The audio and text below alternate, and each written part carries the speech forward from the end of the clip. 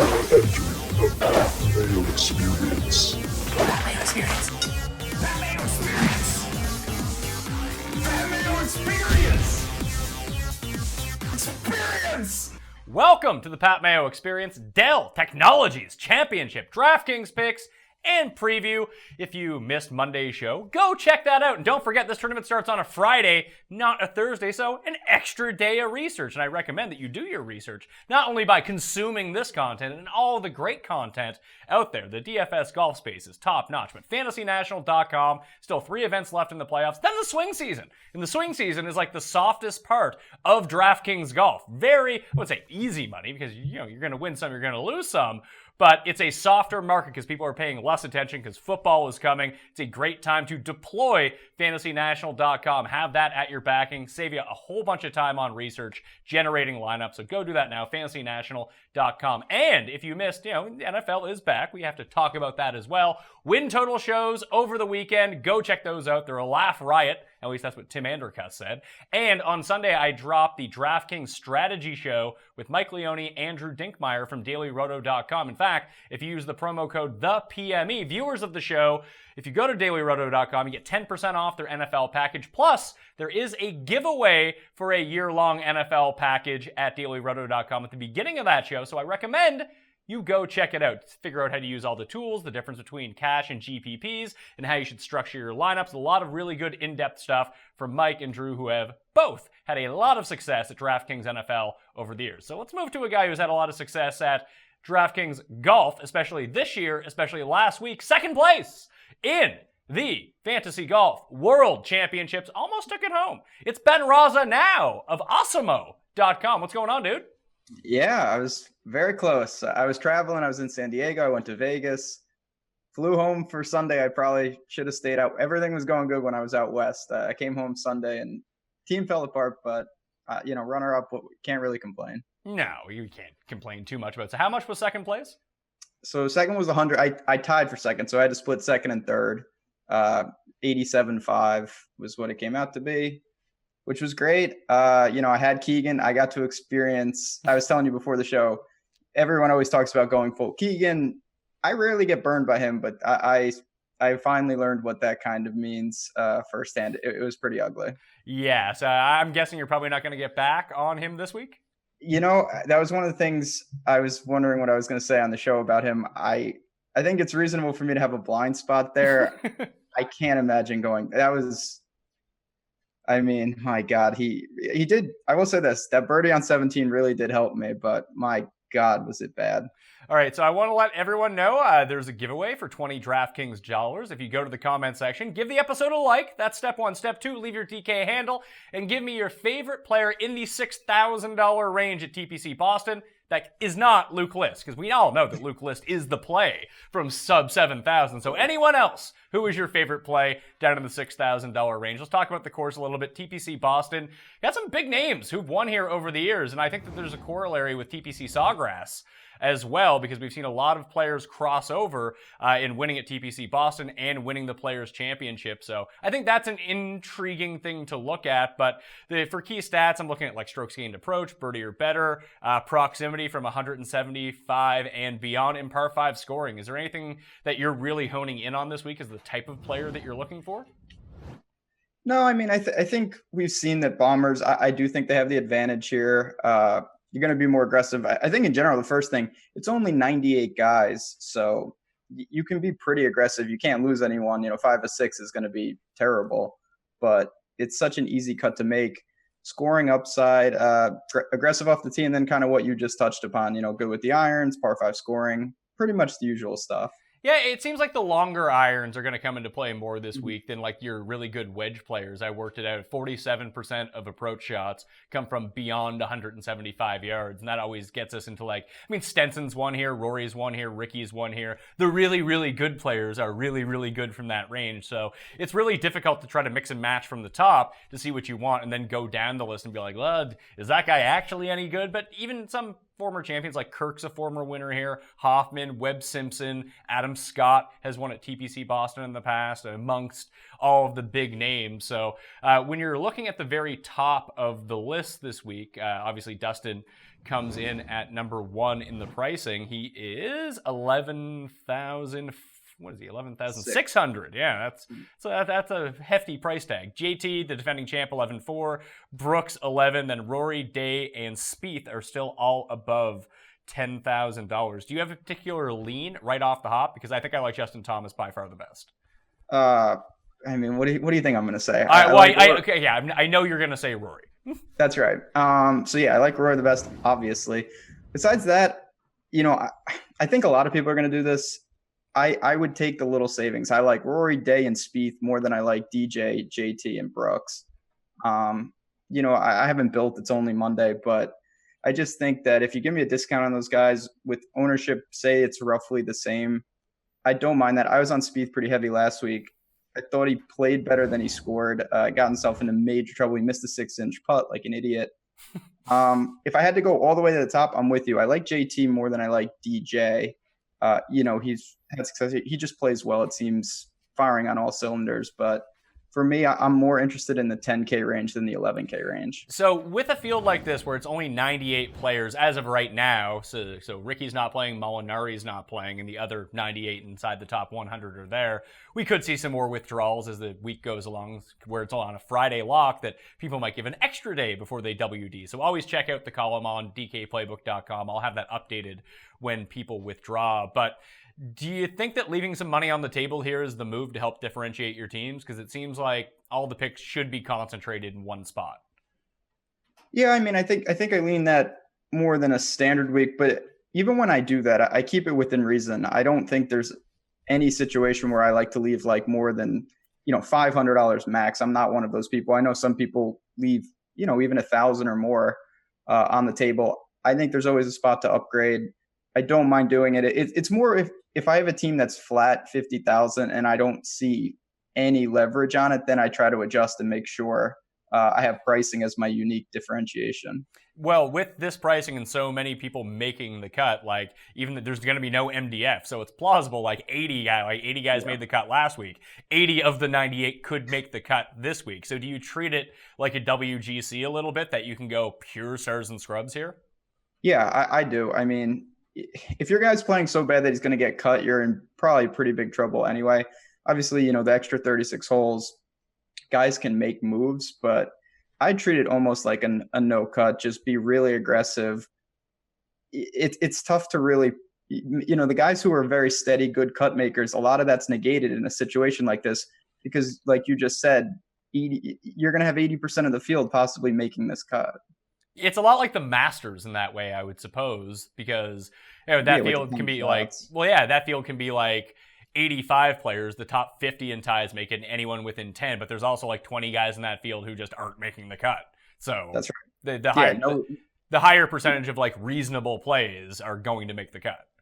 Yeah, that's the thing with this. Like, it's 100 guys, but there's no Ian Woosnans and there's normal people at the bottom. So it is kind of like that without like the real bad people. So this stars and scrubs, you can do it. It's just, we'll get to it. Obviously the 6K range is a little dicey even for me though. Well, that's why people need to go into the comment section and let us know who their favorite plays in the 6K range. Yeah, I'm gonna have to read that. Non-Luke List division are going to be, so we can use a few of these guys and we'll talk about the ones that pop for us. But I think that, is it plausible that a way to differentiate yourself this week, that instead of dropping into that area almost at a hard cap at $7,000 and build a more balanced approach? Because it seems like a lot of people will go stars and scrubs because you can, and the ability to get all 6 guys through the cut is going to be there for that type of lineup.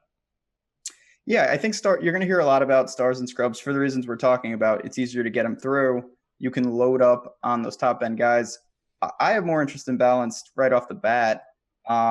Little worried about how it's going to come together, to be honest, but I think there's always ways to mix it up. You just want to be cognizant of what you're doing and treat it. I always try to treat my teams as one entity. It's 6 guys, but they have to gel together, whether it's correlating the lineup or just making sure that the ownership as a whole makes sense. Well, who is on your fantasy golf world championship roster besides Keegan? So yeah, I had 2 teams. The other was a disaster. The good team, it was Keegan, Hideki, who was good, Reed, who was solid, Bryson, obviously, who was very good, Spieth, And who was my last guy?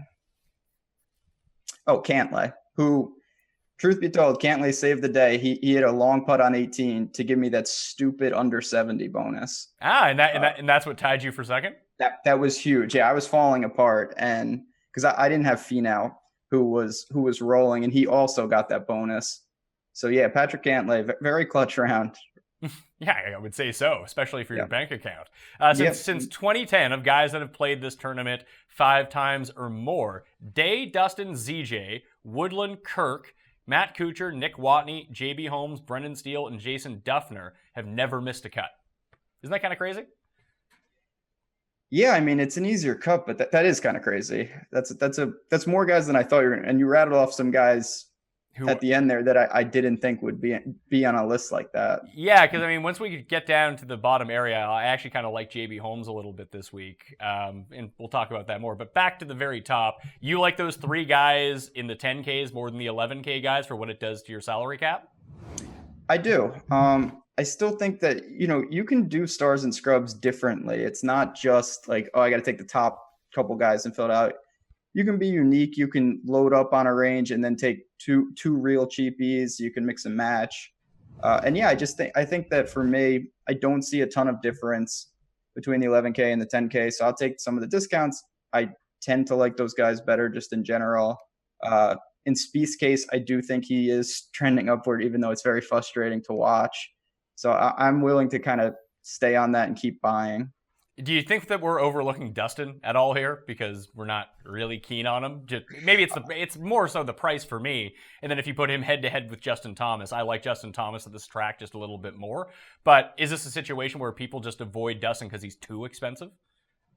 I think it's starting to get that way. Not that he's been bad. Obviously he hasn't, but it hasn't been paying off. Last week again, he had the couple triples. It seemed like he was always going to get there, and then he just didn't really do much, when it was done. So I always say this with him. I do think people are going to overlook him. It makes him more appealing, but then I end up overlooking him and I don't play him much. So I'm kind of guilty of it. It's just tough. That's an expensive tag. If I go up there, like I'm right in line with you, I would just prefer Justin Thomas. Okay, so that $9,000 area just below Spieth. Like, do you have a preference between those 3 guys in the 10s, or do you just like them all? Is it just Rory? I like Rory the best, but for me, it would go Rory, Spieth, Day.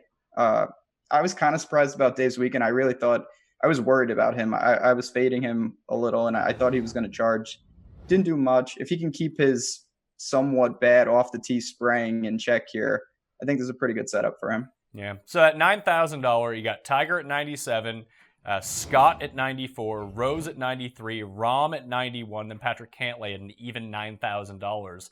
You were telling me before the show you might just push it on Rahm here. I like Rose, and I think we're in a good spot with Rose where he was the highest owned guy last week. He burned everyone that used him. But when you actually go back and look at his splits, people are like crediting the injury as it pertains to Justin Rose, but it was all just putting. Like the guy could not putt whatsoever.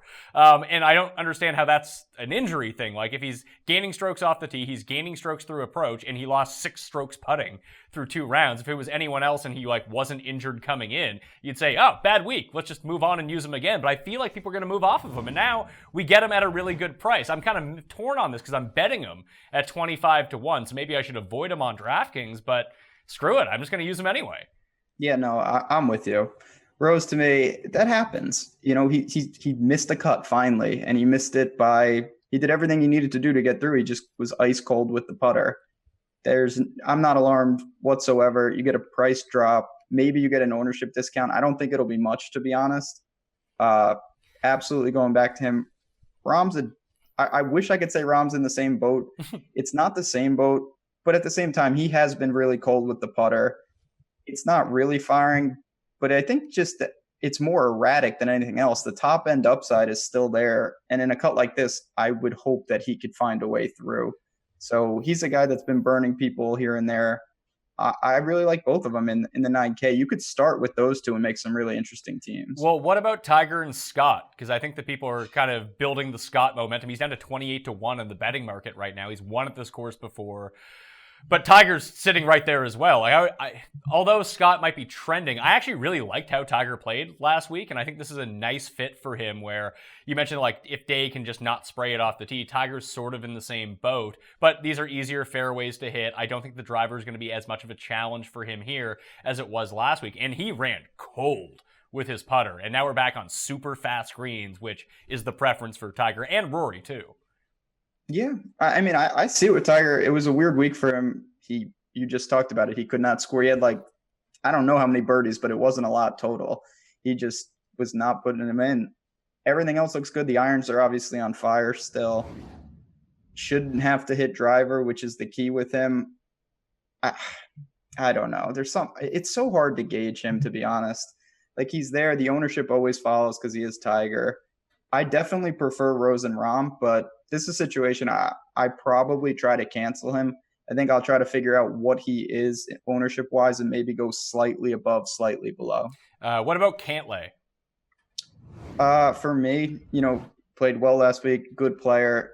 You have Decky right below him and these guys right above him. I don't think I'm going to have room for him. Yeah, well, let's talk about Hideki. He's at the very top of this $8,000 range. 2 consecutive weeks of gaining over 7 strokes against the field with his approaches. The putting hasn't been abysmal. The short game has been really bad, but this course is sort of a ball striker's paradise. You got to score on the par 5, so you need the length, and you got to be able to muck it up on the par 4s and not lose strokes and give them back. So I don't think that his deficiencies around the green are really going to be amplified here if he just continues to hit his greens in regulation, putts around field average, maybe gains a few. I think that he's absolutely live. I've avoided the temptation the last 2 weeks on him, and I'm not doing it again. I'm going with Hideki. Yeah, I've been buying him, and now we're seeing, we had talked earlier in the year, it wasn't that he was just playing bad. He was really atypical. His irons were awful, and now we're seeing kind of what we expect from him, not just with results, just what it looks like. He's crushing it with the irons. Yeah, around the green's a little suspect. It usually is with him, but this sets up perfectly, I think. Long irons. You talked about the 3 par 5s. I expect him to be popular, but for good reason. The rest of the $8,000 range below Hideki, once we get into it, you got Finau, Bryson, Henrik, Fleetwood, Reed, Webb, Phil, Horschel, and Mark Leishman at $8,000. What do we do with Stenson? I don't know. I think if he doesn't withdraw, I think I'm going to use him. Yeah, I'm more interested, obviously, especially if he doesn't withdraw. But another one, great irons. He took the week off. It's tough. This is a tricky range. I'm not overly interested. I've been naming a lot of guys I like in the 10s and 9s. The 8K is where it starts to thin for me. I'm not a huge fan of this. I may have a little Stenson. Fleetwood, to me, is kind of more appealing.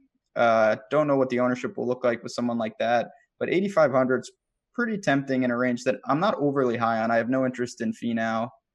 Don't think I'd play Bryson again, to be honest. What do you think that people do with Bryson? Because he just saw a massive jump in salaries coming off the win, but it's always hard to gauge the ownership of some of these guys coming off a win. Like, Bryson's almost top 10 in the world now. This used to happen to Justin Thomas all the time when he first started winning, that he would win a tournament, then no one would use him the next week, and then he'd just win again. Like, I think I'm going to end up using Bryson because I don't know if the ownership's going to be super high. You're definitely going to get the ownership discount. There's no doubt that people, I'm at the front of the line of people who tend to jump off guys winning. And I will say this, I'm arguing, I guess, against myself. There's a difference when someone like Bryson wins or a top player wins than when a guy has a we saw with Aaron Wise. I thought that was the easiest example. Life-changing win. It took some time. Now he's playing better again. There's no reason Bryson can't keep it rolling, but, he was very hot with the putter.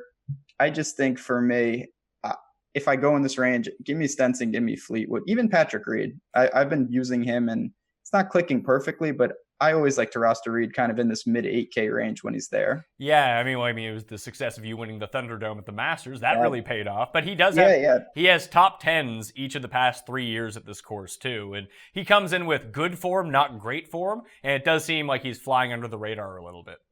I think that he's quietly putting together a decent stretch here. No one's really taking notice. And the thing with me is, you always want to anticipate it. If he has a big breakthrough week, then it's kind of too late. It's kind of like Hideki. I think that this is, maybe we're already past it, but this is probably the last week of Hideki not being overly popular if he plays really well again. Well, the other guys down there, like Webb Simpson's won at this course before. He won the Players, which seems like a corollary. Lost 3 strokes on approach last week, which is never good. He was really saved by his putting. But then right below him, Billy Horschel's there. And no matter like what metric you look at, Billy Horschel is just popping off the page. And it's a reasonable price, but he's priced around some pretty elite talent. Like even in the betting markets, he's 50-1 this week. I can't figure out what to do with him because I like him, but I don't know if I like him at that price. Yeah, I mean, you're paying for the recent form. You're definitely paying the recent form tax. Guy's playing great. There's nothing really to say. It's if he keeps it rolling, he's going to be good. But, you know, when you look at who he's surrounded by, I think he's the weakest player overall. So for me, I tend to take long-term who I just think is better. That's why, like an idiot, I play Rory still. You know, he's playing great. I see the logic, but for me, I would probably lean elsewhere. There's just too many quality players around him. Like Casey is on that level below at the upper $7,000 area. Like he's going to carry far less ownership. He was T60 last week. Not great, but he's played well at this course in the past. And he's sort of like the prototypical player I would look for at this course. And it seems like you're getting a salary discount. Everyone's just kind of like over Paul Casey right now, but he needs to get his form back before the Ryder Cup starts. Yeah, I like Casey this week. His big problem's been around the green lately. I don't think that's a huge issue here. He can lean tee to green. Obviously, we've seen him come back to earth after he was, you know, great for a long, long stretch here. It's been a little shaky, but man, sub 8K, he's always reliable. I expect him to get through, obviously, and just play well. And then you have Usti right below him, who's just Usti. You can always go there and just roll the dice. Yeah, I mean, with Usti, you're looking like the way that Rahm got to near the top of the leaderboard last season. Like, he was bad with his approaches, but great everywhere else, especially off the tee. And that's how Louis been putting together his round, like his entire rounds recently. Like, he's crushing it off the tee, can't hit an iron, and then he's making some putts to compensate. I don't like leaning on that type of player. I don't particularly either. The one thing that I see with Louis is that I think those irons can, you know, we've seen him get hot with irons. It's not like that's a weak link. He's just so polarizing and erratic.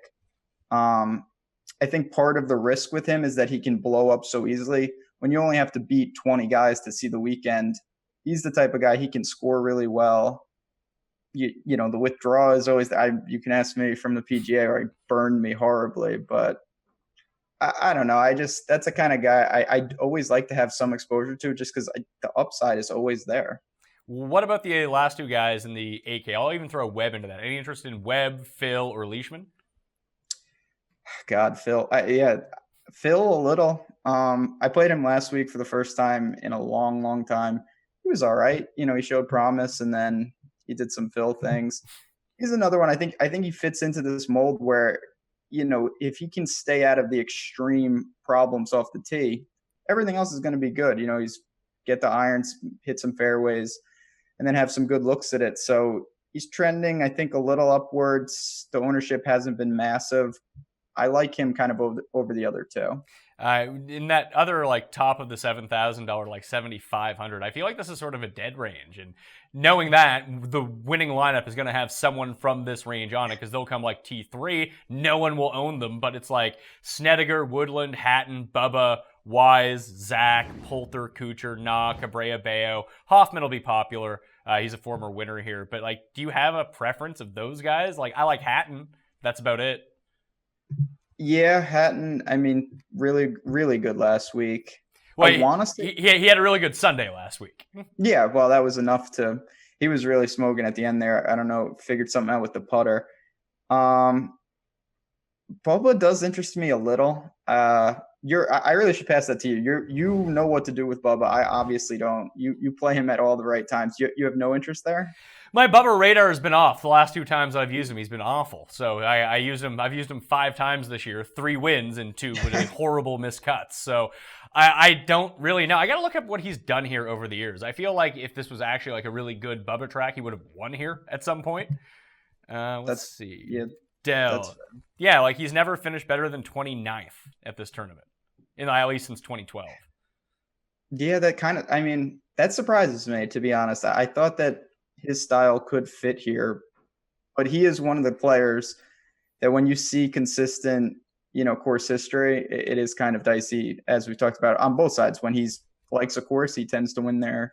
Seems like every year. But having said that, I do think him and Woodland, two guys I might look to. I agree. This is going to be a dead range. A lot of people are going to either go, down to towards the 7K flat, or just avoid this completely and try to pay up for those, the mid 8K guys that I just think are in a different tier than most of these players. Like I prefer Hatton the best of all these guys, and then I would prefer Woodland over Bubba. Snedeker is the really interesting one though, because everyone was like all gung-ho to play him last week coming off the win, then he WDs, and now you're getting like a $2,000 drop in price. The form is still exactly the same. He just had like an injury that didn't seem to be too significant if he's going to be playing again this week, so I don't know. Like it's such a price drop. He's playing well at the moment. Like, what do you do with him? Yeah, he's tricky. It's been a weird year for him. I'm not worried about the injury. It's nothing like that. I don't know. I kind of just prefer him when it's a wedge fest, to be honest. It's not that he can't handle something like this, because he clearly can. But I like to target him at courses where I think that he can be creative around the greens, more scrambling opportunities, short irons. I don't think this is the perfect fit for him. He's obviously a great player. Nothing wrong with using him, but I don't think right now that he's on my radar. So from the bottom part of the $7,000 area, it's got like Cabrera Bello, Hoffman, Noren Keegan, your buddy Keegan, Berger, Xander, Griot, Stanley, Sink, Walker, and then you got like Kisner, Grace, Smith, Watney, An, Shez, and Ryan Moore all at $7,000. So this is really tricky because I think this is where a lot of people are going to go with their builds. I'm going back to Stuart Sink. I don't care that he shot +7 round 1. He played fine in round 2, and he was riding a heater going in. He played well at this course last year. He was the only guy inside the top 20 to lose strokes putting on the field, and he was just lights out with his irons. I like this for him. He can get it off the tee. He can hit his long irons, hit some greens in regulation, and go. Other than that, I'm going back to Ben On. He lost over 7 strokes putting last week. Just lose a single stroke putting this week, Ben, and you're going to be inside the top 10. I don't know if he can do that, but yeah.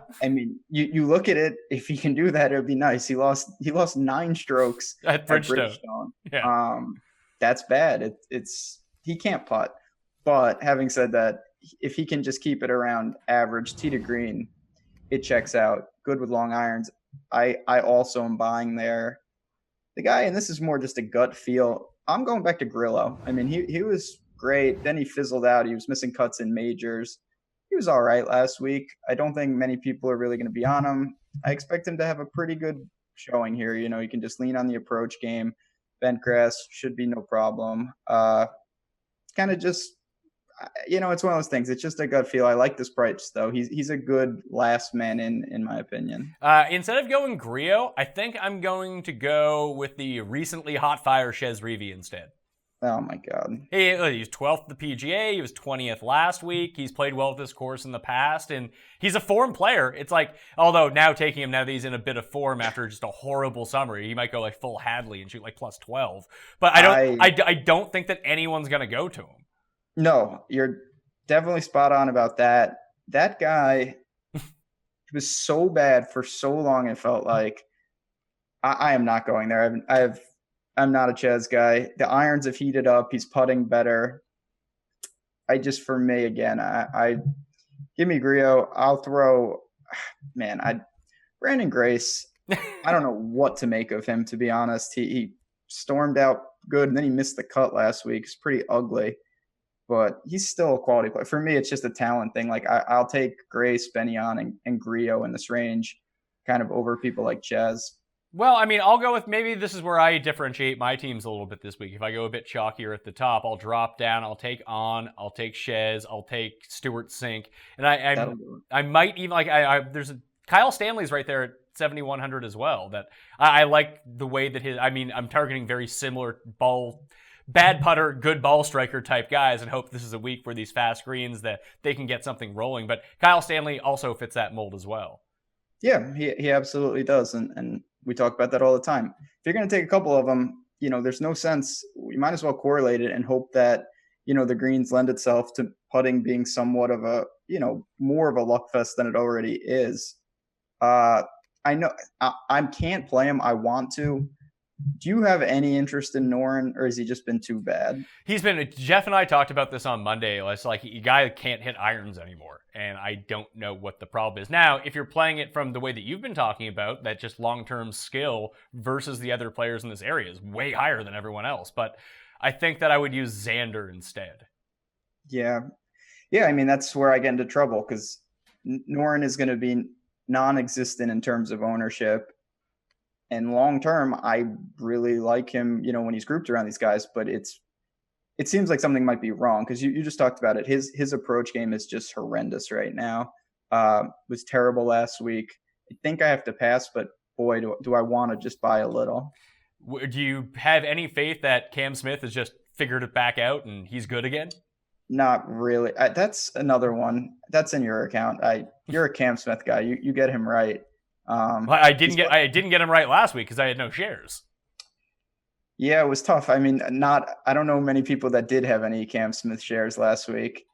He's heated up with the putter the irons are better for sure, but I tend to kind of be a little skeptical when a lot of that's just due to making more putts. When you make a bunch, everything looks better. So I think this course is all right because he's not great off the tee and he can kind of just lean on the irons and hopefully keep the hot putter. I'm not really going to chase it, to be honest. I don't think I'm going to have room. There's just too many guys in this range. There is, but I feel like if you concentrate your core at the top, you can drop down to this range and just kind of scattershot a bunch of guys from like 68 to 7,200 to fill out the back part of your teams if you're kind of torn each way. Like Nick Watney's down here as well. He's hard to get a grasp on, but he played really well last week. And I love Nick Watney, so maybe I'm just biased. No, I mean, I'm a Nick Watney fan. He has been playing well too. Again, it's tough. I think he's a little over the map. I'm not sure I have room for him. I think you can get, he's not going to be popular. So you want to throw 12% on him, you probably get over. I think for me, depending on what I do up top, you're absolutely right. This is where taking the macro view of your teams is important. If you concentrate up top, you can spray wildly in this flat 7 range and just hope to connect the dots on a couple teams. I'm not sure exactly what I'm going to be doing, construction-wise. So I don't know how much room I'll have. Ryan Moore's right there. He's another one. I don't think it's a great fit per se with the long irons, but yeah, there's a lot of guys here. There really are. Ryan Moore played well here last year, but I think he's one of the few in this field. He's lost the most strokes at this course over the past 5 years of anyone. And he really burned my best lineup. It had Ryan Moore in it. It was an awesome 5 of 6 and last week. Yeah, it ended up being better than any of my 6 of 6s. It just had stupid cool. Ryan Moore in the middle of it. It was like, oh no. He couldn't putt either. He was just terrible putting. I had him on my other team that was just horrendous. I liked him last week. It's a tricky spot, but I think I'm with, just to sum it up, I think I'm more with the Benny on in that situation. I'll lean on that guy who's just crushing it tee to green. Yeah, he led the field in greens and regulation last week, which is shocking. Yeah, losing 7 strokes is hard to, not to just bring up Tony Finau randomly, but Tony Finau gained almost 8 strokes around the green. I don't even know how he did that, but he chipped in twice. That is probably what did it. Yeah. But yeah, when you're losing that many on the greens, it's just a simple, can he hold it together putting and keep doing what he's doing? All right, so 6K guys, if you do take that stars and scrubs approach, you can drop down into this range. I like Luke List because, duh, it's Luke List. And when have I ever said bad things about Mr. Luke List outside of his awful putting? But other than that, Chris Kirk down here at $6,800, I like that. I think that he'll be relatively popular though. JB Holmes is someone that just rates out really well for me. I was surprised at how well he rates out. He's had success at this course in the past. Like I mentioned, he hasn't missed a cut here, so that's fine. And the ball striking's coming back. He's going to score on the par 5s. So I like him. And then the other guys are like Kokrak, maybe. And that's kind of it. Anyone you like from down here? It's a little dicey. I'll throw my support behind JB Holmes as well. I think down here for me, you're just looking for, can the guy high upside? Can he make birdies? Easier cut. It's easier to stomach someone like JB. So I don't mind him. I'm going to throw a couple out. These are pretty, I think, aggressive. Brian Harmon, 6,800. I don't mind that price, obviously. I think it's a pretty good last man in. And then you mentioned Brendan Steele, he's 6,500. It's been really bad for a while now, for a long while. As I look back, man, it's tough. If you take someone like that, you can really load up elsewhere. And in a 98-man field, he was a little better last week. I mean, he was still very bad, but he just lost a lot of strokes putting, in addition to just being not great everywhere else. But I think I may sprinkle for the first time in a long while on him. I know this is going to be tough because he's been so awful with his driver, but maybe he can get it together. Patton Kizzaire's irons have like caught fire. Just the rest of his game hasn't quite caught up yet. This is a guy who's won twice this season. I remember him winning. It was a very disturbing time in my life. Yeah, his irons have caught fire. I can't get behind that, to be honest. He's the league him in, and like Joel Dahmen's down there too, and he sort of got exposed last week now playing in a tougher field. But do you have any interest in Dahmen? Because I'll probably fade again, only because I know that he's going to carry some ownership because anyone that runs a stat model, he's going to be inside the top 10. Yeah, that's the thing. It's nothing against him, but last week I didn't have any there, and I don't think I'm going to have any now. People are going to see that price. It's not chasing per se. I think he could be fine, but in this type of, I think some of his best qualities are negated here because, again, I want upside, and I don't know how much he really has in a field like this. Yeah, like I'd be willing to go with Kazire over him in this spot if I just was trying to pay down to the very bottom. And the one thing about Kazire, and weirdly enough, a lot of the approach shots come from 175 to 200 yards this week. Patton Kizzire over the past 24 rounds, 8th in proximity gain from that range. You know who's first? Who? Hollywood Hoagie. That guy. I don't even know how Tom Hoagie's still inside the top 100, but here he is at $6,400. Yeah, that's a fair point about how that's like Bud Cauley being in the 125, neither here nor there. But Hollywood Hoagie, that guy, I know I brought up that scrambling doesn't matter here, but when you can't scramble at all like him, I'm not sure I can go there.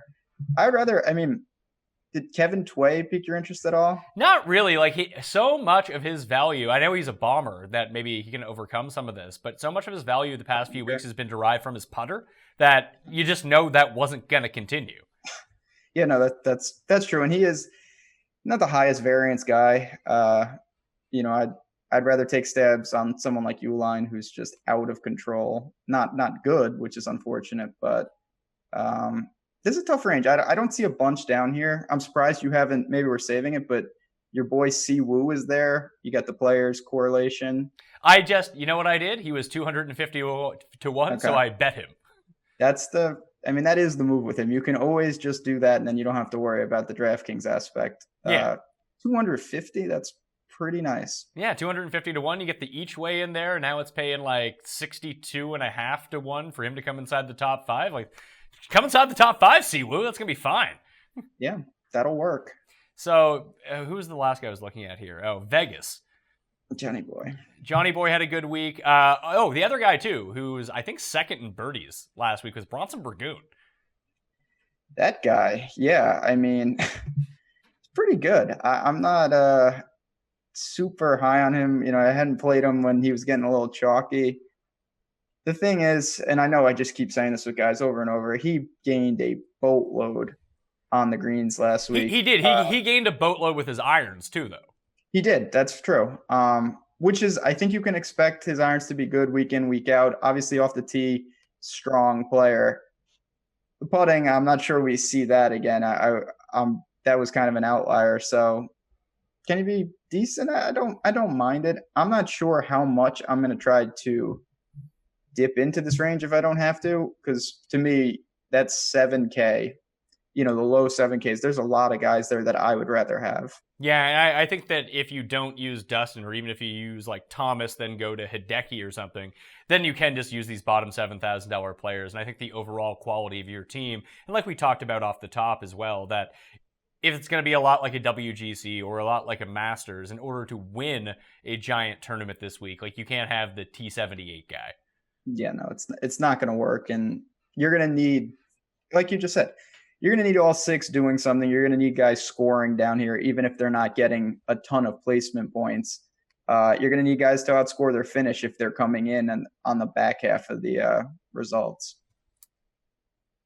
I'm looking right now at the birdie or better gained leaders over the past 24 rounds, and it's all of the guys that you would just expect: Dustin Brooks, Justin Thomas, Finau, Rose, Joel Dominant, because, Of course. when you play against scrubs and then you enter the big boy fields, your stats are going to look pretty good. It's going to be interesting with him, though. What do you think his ownership comes in at? I think it's a $6 tournament this week, isn't it? The big one? Yeah, I think it's a big 6. I don't think it's going to be massive by any stretch. Maybe like 8. I was about to say 8%. Yeah, I would say between 5 and 10%, which for a guy at the bottom is a little much. You're going to be able to take, one-offs who I think have just as good a chance as, beating him at 1/10 of that ownership. Like, what do you think Billy Horschel comes in at his percentage? And because I would throw Adam Scott into that mix too, just guys that are weirdly priced compared to the players around them, but they have good form, so people are probably going to get on them. Yeah, I mean, what happens, maybe I'm generalizing, but when people play these guys, they get rewarded, and then they play them and they get rewarded, and it just builds. Everyone that's been playing them is staying on, and then other people are noticing. I think Horschel's kind of in that same boat. I'd expect maybe a little more, 10, 12%. I could be wildly off, of course. He's just overmatched in terms of who he's surrounded by, but he's also playing the best. It's like Scott. Like, Scott's in between Tiger and Rose. Yeah, exactly. Like, look where he is. He's so tricky because he really is playing well, and you got the long irons. He's had success here. He's got the cheater putter back. He's got the cheater putter back. These are all positives. I'm not sure how much room, I think he's in that same boat ownership wise with the other guys. You're not going to see him. He was pretty low owned last week, like 5%, if that, in some tournaments. I think you see obviously that continue to climb, but for me, I'm going with guys like Rose in that same spot. There's just a talent gap, in my opinion. All right. Ben Rasa, now of Awesemo.com. You're pumped for college football too.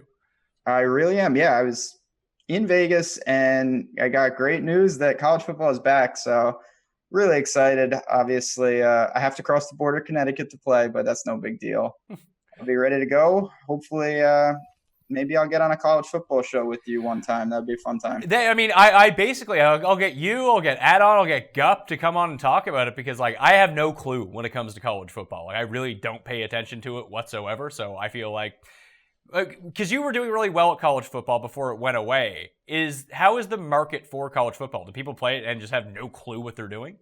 I mean, it was a long time ago, so I think it's one of these things, everybody has fond memories of it because DFS in general was way easier. So I know on Twitter, everyone's best sport apparently is college football. And I was no different. It was my best sport. That's how I got into golf. After I lost college football, I was like, well, I'm going to have to learn a new sport. Golf was the natural one. I learned it. I'd say that's going pretty well for you at the moment. It was good. I'm glad that happened in hindsight. But yeah, it's going to be a lot tougher. There's not that great of information with college football. There's so many players. There's so many like bozo teams. But if you kind of know what you're doing, I think there will still be some edge. We'll find out. I'm excited to jump back into it. Well, I mean, just very quick tips. If I want to get into the waters and I know nothing about college football, where should I start? Start with, trying to see, which teams, returning starters, who they lost, if it's a new coach, if the scheme is changing. And then for me, it's the one sport that I look at because I bet college football a lot. So just the game flow. I mean, you can get totals in college games that are in the 80s. That doesn't happen in the NFL. And if the game can stay close and it's not a blowout, you can just have, back and forth, up and down. These teams that run extreme pace, it's super valuable. There's just within every slate, there's a couple games that I think you can throw out immediately just because there's such a wide range of teams. It's not like the NFL. There are certain games, if you're playing Alabama's defense, Clemson's defense, it's almost insane to roster a guy against a team like that. Well, do you just avoid SEC games just to begin with and just target mid-major conferences? I think on the whole, that's a decent way to do it. I mean, those defenses are just more, those games resemble more NFL. There's some exceptions. Some teams play up tempo and whatnot. But if you get these crazy, Big 12 and then the shadier conferences that are way up and down, it's a lot easier to take them. There are some teams that, shoot throwing the ball 70 times, running quarterbacks. That's the other thing in college. You're going to have quarterbacks. Think of Lamar Jackson last year. He can run for a couple hundred yards in a game. So kind of a different animal from NFL, but a lot of fun. So primarily avoid sort of like the name value, target the high over-under games. If it's going to be like, is there a spread that you would look at? Like if the over-under was like 88 for a game and the spread was like 5 somehow, would that be just a game to target? Yeah. I mean, I think that, sometimes you have over-unders that are like 70, but the spread's 45 points, and you're just like, well, this could get in your hands. What do you do in that situation? Because like early on in the college football season, you'll see like Alabama play, I don't know, some D2's team as like a tune-up. Like, what do you do with that game? Like, do you take the defense of the really good team and then no one else because the starters might be rested once they get up 40-0? Yeah, I tend to avoid. It's tricky. A lot of times, teams don't, unless you're Urban Meyer, most teams don't run it up. So, a team like Alabama is a perfect example. They got like 8 good running backs. So you think, oh, they're going to score 60 points. This is great. They all have 6 carries for 50 yards and a touchdown. That's not really going to get it done on a full slate. I look for games that are going to be highly competitive where you can kind of obviously track who's going to get the production. And early in the year, it's going to be interesting. It's just like the spreads. There's a ton of value, I think. Everyone has to adjust because it's new teams, new guys stepping in. Going to be interesting for sure. Are you going to be writing about it at all? Possibly, yeah. I mean, I'm going to see how easy it is. Because I can't play in my home state, which is kind of annoying. But I definitely plan to, once this transition with FanVice and the merger, definitely plan to provide some content for college football because I really do love it. It's my favorite sport. Love college football, love Saturdays. So you can check out Ben at awesemo.com. Just finally, like if I'm looking for like stats on this, is there like, I don't know, is there like a pro football focus of college football? I'm sure there is. I'm not your guy though. You know me, I kind of go off the cuff. So yeah, stats are definitely harder to come by. I'm sure there's good content out there if you look for it, but we'll see. This is exciting. We're going to get you into college football. That's my new goal for the year. That's a really big time commitment for me. It's a lot of players. A lot of players and a lot of teams. A lot of players, a lot of teams, not a whole lot of time. Well, we'll see. It only takes one team though. We're going to get you a big hit early. And then I'll be sucked in. That's what happens. Yeah, of course. All right, so I'll throw out at JazzRazDFS. You can follow Ben on Twitter. Some other college football guys that I just really like in general. We have Adon7X, at ADON7X. Probably like the best college football better that I've seen, at least. He was the one that we were getting our bowl season parlays for Masters odds up with. I am the Gup. Just gupscorner.com is going to have some great college football content as well. And I mean, even in the comments section, it's not a giveaway or anything, but if you have some people that follow college football or some good sites to check out, leave it in the comment section just so everyone can see it. That sound good? It sounds like a plan to me. All right. This is exciting. College football is back. So does that mean like you're going to be out on the swing season?